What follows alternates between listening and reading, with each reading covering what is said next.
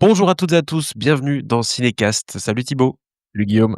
Cinécast, c'est l'émission qui vous fait découvrir les dernières sorties cinéma et streaming. Et avant de plonger dans notre film du jour qui s'appelle Les Braises, pensez à vous abonner sur votre plateforme préférée, à liker la vidéo si vous êtes sur YouTube ou à laisser un avis sur votre application de podcast favorite.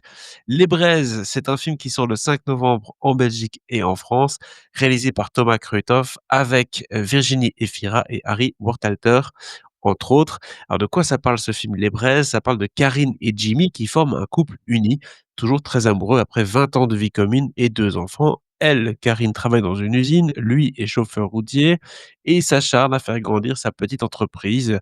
Quand surgit le mouvement des gilets jaunes, Karine est emportée par la force du collectif, la colère, l'espoir d'un changement, mais à mesure que son engagement grandit, l'équilibre du couple vacille parce qu'on l'a compris, ils ont pas vraiment les mêmes, visions, on va dire, du travail et je propose qu'on regarde tout de suite un extrait de la bande annonce. Ce jour-là, j'avais rendez-vous pour la toute première fois avec une certaine jeune fille. On s'était donné rendez-vous à la gare. Elle descend du train. Waouh. C'est qu'on est plus de 300 000 depuis ce matin. Le groupe Facebook sur lequel je me suis inscrit. Ah, sur la hausse du gasoil. Il y a même un rassemblement qui se prépare samedi. Il y a une manif. Jimmy, j'ai envie d'y aller.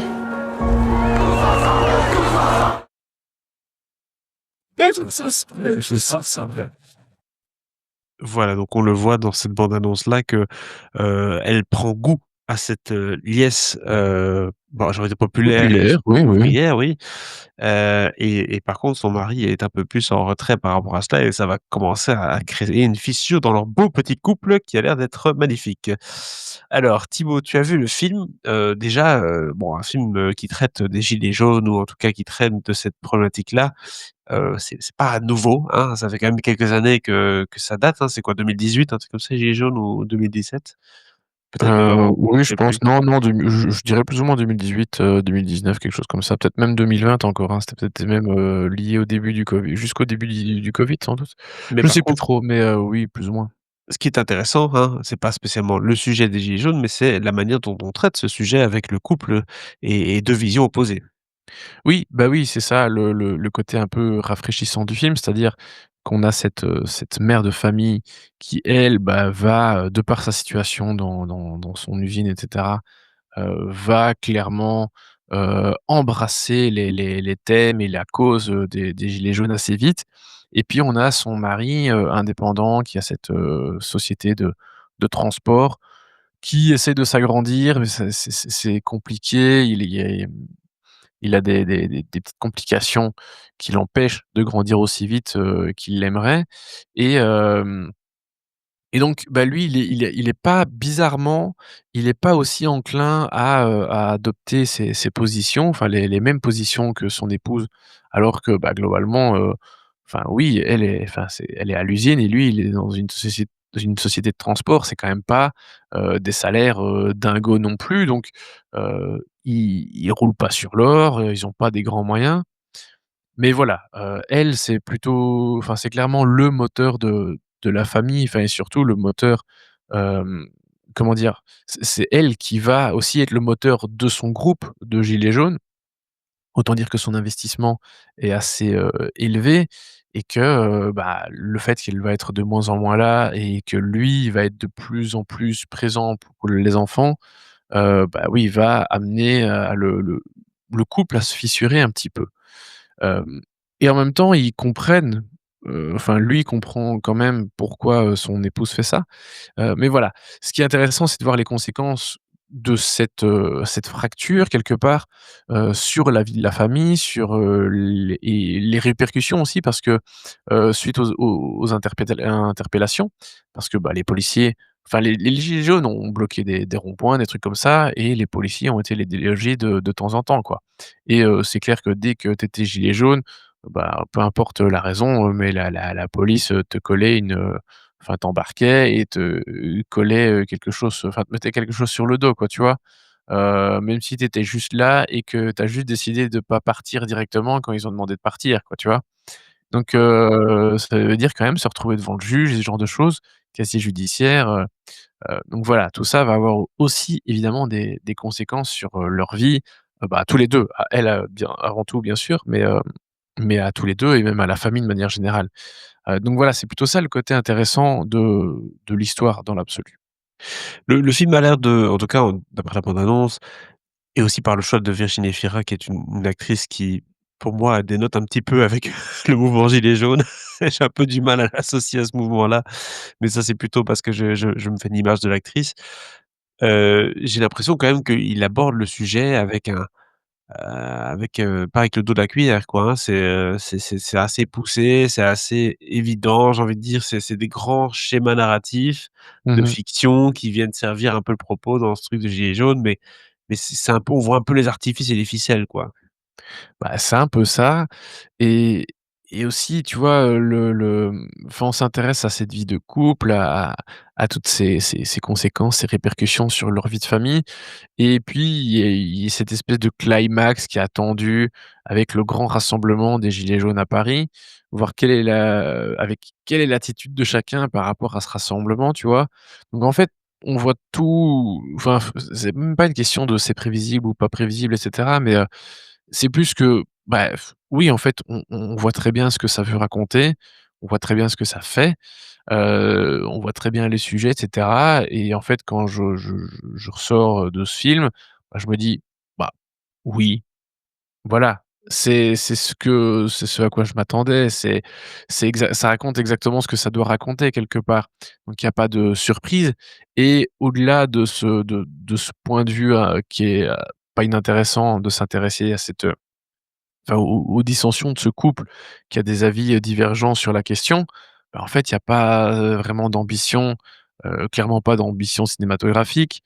Il y a même d'un point de vue narratif, je trouve ça quand même assez vite limité.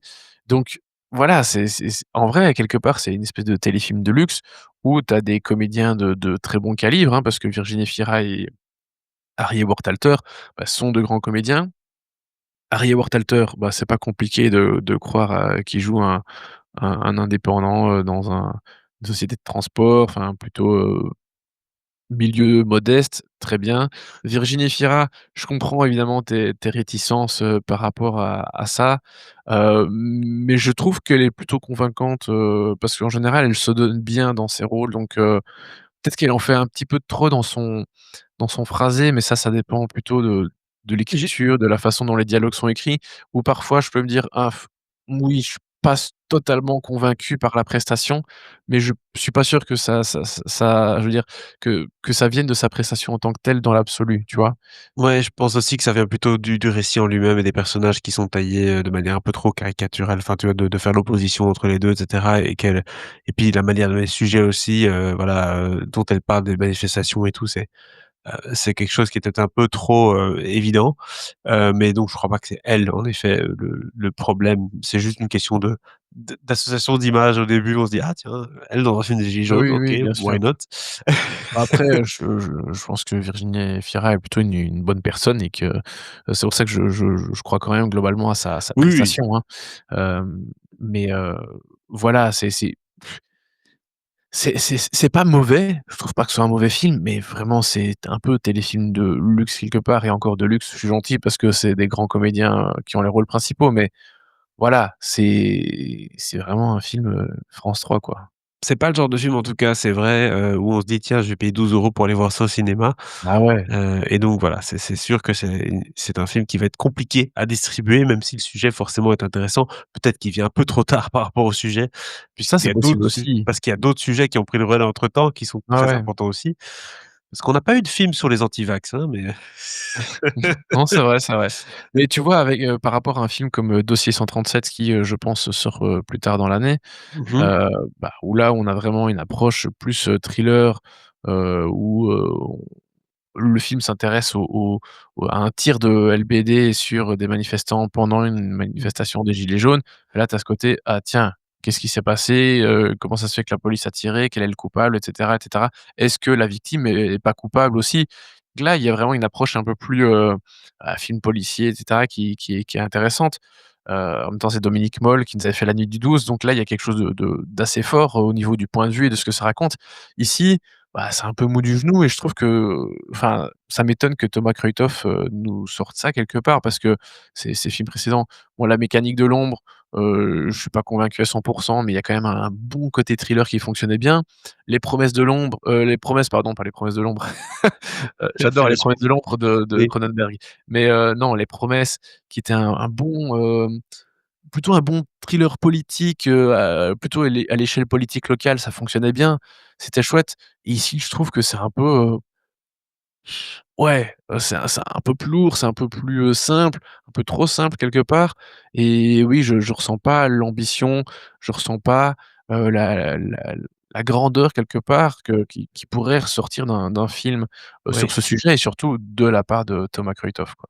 Et disons-le aussi, niveau, timing des sorties cinéma, c'est un peu compliqué, hein, avec, ce qu'on a Ah déjà ouais, vu ouais. cette semaine là, le cinéma français, ils se sont un peu tous précipités à la semaine. Bah, oui et malheureusement, je pense que enfin malheureusement, je pense que ça va être un des films perdants de la semaine, hein, Il y a des chances, clairement. ouais. Les gens ont plus envie de voir ça, éventuellement à la télé qu'au cinéma.